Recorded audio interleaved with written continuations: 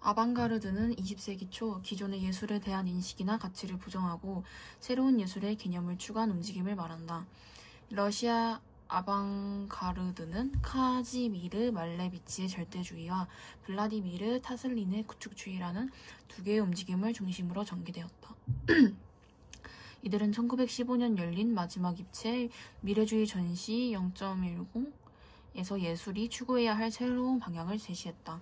이 전시회에서 말레비치는 사각형, 원 등 가장 단순한 기하학적 형태를 회화의 절대적인 요소로 선택하면서 과감히 대상의 재현을 배제했다. 현대 세계를 그대로 재현하던 미술과 결별하고 무엇과도 닮지 않은 순수한 창작물 자체를 표현하려 한 것이다. 이 전시회에서 주목을 받은 검은 사각형은 흰 바탕의 검은 사각형으로만 이루어져 있다. 말레비치는 현실 세계를 암시하는 시각적 단서를 모두 없앰으로써 보는 이가 순수한 감정을 할 수 있다고 생각했다. 같은 해 말레비치는 절대주의 선언을 발표하며 절대주의에 대한 이론적 기초를 이루었는데 그 선언의 첫마디에서 절대주의에 의해 나는 예술에 있어서 순수한 감상이 절대라는 것을 주장한다라고 말하고 있다. 말레비치의 이러한 생각은 1918년에 발표한 흰색 위에 흰색 사각형에서 극단적으로 드러난다. 흰색 바탕에 흰색 도형을 그린 이 작품은 절대주의의 논리적 종결점이고 말레비치의 철학적 종결점이었다. 말레비치는 대상의 재현이 회화와 순수한 미적 가치를 타락시킨다고 믿었기 때문에 실제로 있거나 상상할 수 있는 사물을 사실적으로 표현하는 구상 미술을 부정했으며 하나의 기하학적인 형태의 하나의 색만을 사용하는 파격을 보여주었다. 타틀리는 마지막 입체 미래주의 전시에서 부조와 반대가 되는 역부조로 검은 사각형만큼 주목을 받았다. 이 작품은 오직 철판과 나무 조각, 노끈이라는 재료와 이러한 재료들의 연결을 통해 생긴 공간에 집중한 작품이었다. 그는 피카소의 파리 작업실에서 금속판과 철사를 이용한 실험적 작품을 접하면서 다양한 재료를 탐구했다. 그는 이코나를 연구하던 중 이코나의 금속 장식에 붙자 미약했던 오라가 살아나는 것을 보고 작품의 가치를 만드는 핵심은 재료라고 생각하게 되었다. 그는 이를 바탕으로 회화의 평면 속에 가상으로 존재하던 3차원적 요소를 실제 공간 안에 구현하고자 했는데 이것이 구축주의의 시작이었다. 구축주의의 핵심 개념은 가공하지 않은 원재료만으로 만드는 미술이었는데 이는 기존 미술에서는 상상할 수 없는 발상이었다. 가령 기존 미술에서는 부조를 만들 때 재료를 따라 깎아내거나 주물을 만들어서 형태를 만들고 채색을 하여 형상을 또렷이 드러나게 한다. 그런데 타틀리는 일체의 가공 없이 재료를 그냥 붙이면 작품이 될 수 있다는 생각으로 역부조라는 새로운 형태를 창안한 것이다. 마지막 입체 미래주의 전시에서 출품된 말레비치와 타틀린의 작품은 세상에 큰 반향을 불러일으켰다. 현실 속 구체적 세상을 재현하지 않은 회화와 재료를 가공하지 않은 조각은 예술의 개념을 근본적으로 바꾸는 것이었다. 특히 타틀리는 예술가들이 구체적인 목적을 가지고 초상화를 그리거나 흉상을 만드는 것을 부정했다. 예술가의 핵심 기술이라고 생각했던 것들도 거부하였기 때문에 타틀린의 구축주의는 급진성 측면에서 동시대의 어떤 예술 운동도 압도할 만큼 파격적이었다.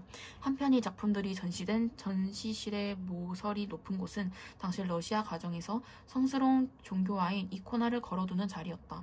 전시 장소는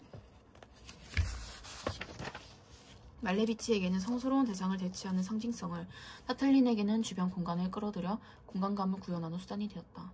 말레비치가 물질성을 배제한 반면 타틀린은 철저하게 재료의 물질성에 집중한 점에서는 차이가 있었지만 이들의 혁신적인 생각은 각각 현대 추상 미술과 미니멀 아트에 큰 영향을 미쳤다.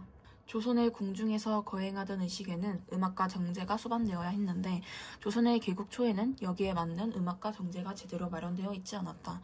세종대왕이 이를 정비하는 과정에서 제작한 정제 중 하나가 봉래이다. 봉래이는 조선 초 최대의 가무악이 어우러진 종합예술 작품으로 용비어 청가의 일부 장을 노랫말로 삼아 관역악에 맞추어 노래를 부르며 춤을 추는 구성이었다. 세종실록 악보에는 봉래의 정제의 구성과 순차를 비롯해 해당 악곡들의 악보에 해당하는 정간보가 수록되었고 성종대의 악학괴범에는 전간보가 없는 대신 궁중 연항에서 춤을 추던 기녀인 무기들의 춤 대형과 배열 번호, 춤사위의 명칭이 나와 있다. 복례인은 전인자, 여밀락, 치화평, 취풍형, 후인자로 구성되어 있다. 전인자는 복례의 시작을 알리고 후인자는 복례의 마침을 알리는 관여각곡이다. 전인자와 후인자는 모두 정제를 인도하는 주간자를 든 사람이 진구호 또는 퇴고호를 부르기 위해 춤을 추며 나아가는 부분, 진구호 또는 퇴고호를 부르는 부분, 구호를 마치고 주간자를 든 사람이 춤을 추며 물러나고 무기들이 대형에서 춤을 추며 나아갔다가 춤을 추며 물러나는 부분 등으로 나뉜다. 두 악곡 모두 노래 없이 악기로만 연주된다. 진구호와 퇴고호는 한시로 된 구호로 전인자에서 불리는 진구호는 정제의 의미를 예고하고 후인자에서 불리는 퇴고호는 정제를 마무리하겠다는 것을 알린다. 구호를 부를 때는 음악을 잠깐 멈춘다. 복례의 핵심이 되는 부분은 여밀락, 치화평, 취풍형인데 각각 서두, 본론, 돌장의 세 부분으로 나뉜다.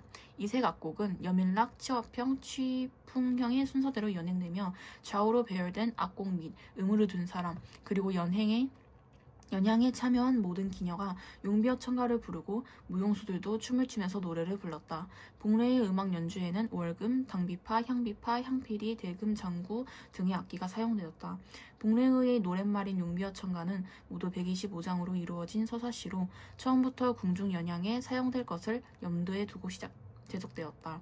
용비어 청가의 내용은 조상의 업적 가운데 포괄적이고 핵심적인 사항만을 부각하여 조선 왕조 창업의 당위성을 제시하는 1에서 16장, 왕조 창업이 마땅하다는 내용을 구체적으로 예시하여 설명한 17에서 109장, 후대 왕이 지켜야 할 도리를 담은 110에서 125장으로 구분할 수 있다.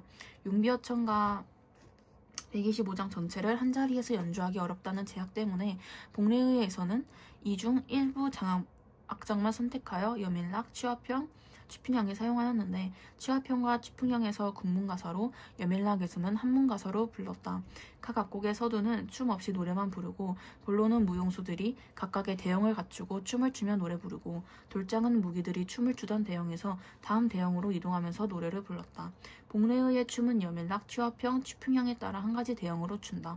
여밀락은 그림가처럼 대형을 형성하여 두 명이 서로 마주보고 춤을 추고 치화평은 그림나처럼 동서남북에 무용수 두 명이 각각 서 있고 무용수 두 명이 차례대로 돌아가며 북쪽에서 춤을 추고 취풍형은 그림바처럼 대형을 형성하여 두 명이 마주보고 춤을 춘다. 여밀락, 치화평, 취풍형 모두 각각의 대형에서 무용수들이 북쪽을 향하여 춤추는 북향무, 서로 마주보고 춤추는 대무, 서로 등을 향해 쳐서 춤추는 배무 등의 춤을 공통으로 추고 각 대형으로의 전환은 무용수 전원이 원을 그리며 돌면서 춤추는 회무로 한다. 춤사위에 대한 묘사나 회무의 이동 과정은 문헌에 기록되어 있지 않다. 세종대왕은 복례에 자신의 정치적 염원과 예술적 이상을 담았다. 용비어 청가는 조선이 천명으로 건국되었으며 영속되어야 할 당위성을 지니고 있다는 주제의식에 따라 만들어졌다. 세종대왕은 그 주제를 후대의 임금을 비롯해 백성들에게 널리 알리기 위해 가무하게 어우러진 복례을이 제작한 것이다. 이렇게 만들어진 복례인은 공사연향, 조참, 출궁이나 황궁할 때 왕이 중국 황제의 조서나 칙서를 받으러 가고 올 때 등에 연행되었는데 이때 여밀락, 치화평, 취풍형 중 일부만 연행되기도 하였다. 세종대왕 이후에도 복례의는 궁중의 의례에서 연행되었으나 지금은 문헌으로만 전해지고 있다.